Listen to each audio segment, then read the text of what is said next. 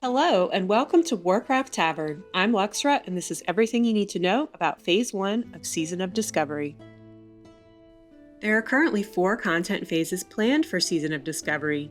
Each phase will have a new level cap and new challenges in the form of revamped vanilla content. The level cap for Phase 1 will be 25. For Phase 2, it will be 40, Phase 3 will be 50, and Phase 4 will bring us to 60, which is the max level in Vanilla WoW. We may eventually see additional phases featuring Molten Core and other classic raids. For Phase 1, a level cap of 25 means that many classes will be missing key abilities, such as Divine Shield for Paladins and Chain Heal for Shamans. It also means that many talents will not be accessible in talent trees. We'll only have 16 talent points to spend at level 25, and capstone talents require 30. That means no Moonkin form for Balanced Druids, and no Shadow form for Shadow Priests. Skills will also be capped at skill level 225 or expert level. That includes weapon skills, professions, and lockpicking for rogues. This will limit the kinds of items you can gather and craft. To make up for some of the abilities we'll be missing, new abilities are being added through Rune Engravings. Rune Engravings are abilities that can be applied to your gear like enchants. In Phase 1, we'll have Rune Engravings available for the chest, hands, and leg slots, with more rune slots to be added in future phases. Each slot will have between 3 and 5 possible runes that can be applied. Runes can be applied anytime you're out of combat and are not restricted to any particular role or specialization. The abilities being added by runes will expand the roles that are available to play, including a brand new build never before seen in World of Warcraft, a mage healer. Rogue, Shaman, and Warlock tanks will also be fully viable for the first time. Several builds that were previously weak in Vanilla WoW will get a big boost from runes, including Paladin tanks, melee hunters, and pretty much all Druid specs. Efforts are being made in Season of Discovery to equalize the different factions and races, so you can play what you want without sacrificing key abilities.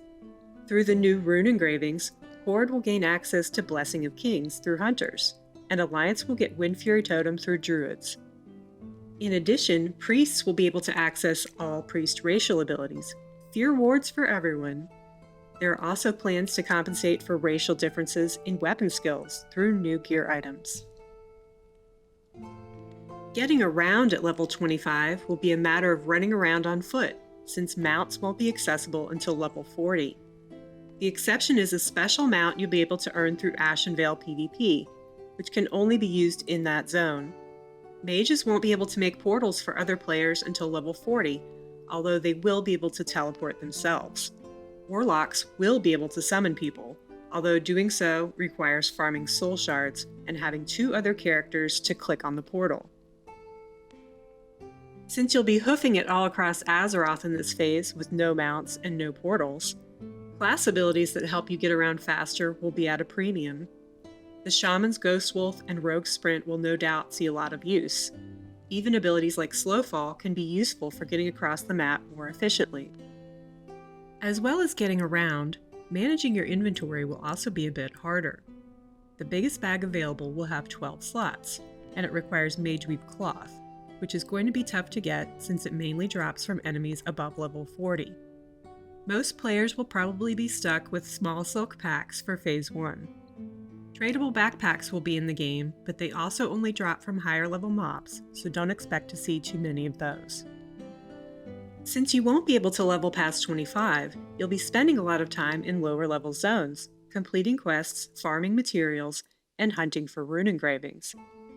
You will be able to enter higher level zones, but there isn't much reason to go there, and you'll probably have a bad time if you try. Nevertheless, we're sure that we'll see some clever strategies for acquiring higher level items and materials from those areas.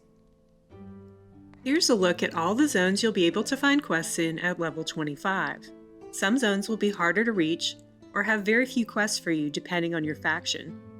For example, Red Ridge Mountains is considered contested, but only Alliance characters will find quests there. Exploring these zones will be necessary in order to make discoveries. Discoveries are the core feature of this season and are the method by which you will unlock your class's rune engravings. With no PTR or beta for this season, we won't know where any of these discoveries can be found until after launch. That should make for a fun launch experience with players exploring every nook and cranny and sharing what they find. All of the dungeons that are available at this level are located in single faction zones, which could make it tricky to get to some of them. I hope you like Shadowfang Keep because you'll probably be running it a lot. There are a few dungeons that you'll technically be able to enter at this level, but they will only have a few usable items in them, and fighting your way through them will be extremely difficult. Keep in mind, however, you can bring up to 10 players into dungeons in Vanilla WoW. Meaning stones in Vanilla WoW could not be used to summon other players, but summoning stones were added in Season of Mastery, so it's possible they will be present in Season of Discovery as well. Each phase of Season of Discovery will have new content in the form of level up raids. You may have noticed the Black Fathom Deeps dungeon was missing from that last list. That's because it's been revamped as the first raid for Season of Discovery. This will be a 10-player, level 25 raid with 7 bosses and all new loot. 2 PvP battlegrounds are available at level 25, Warsong Gulch and Arathi Basin. There will also be some brand new PvP content in the form of a zone-wide event in Ashenvale. Players will be able to earn honor through this event, as well as reputation with their Warsong Gulch faction, which will allow them to access some of the best level 25 gear in the game.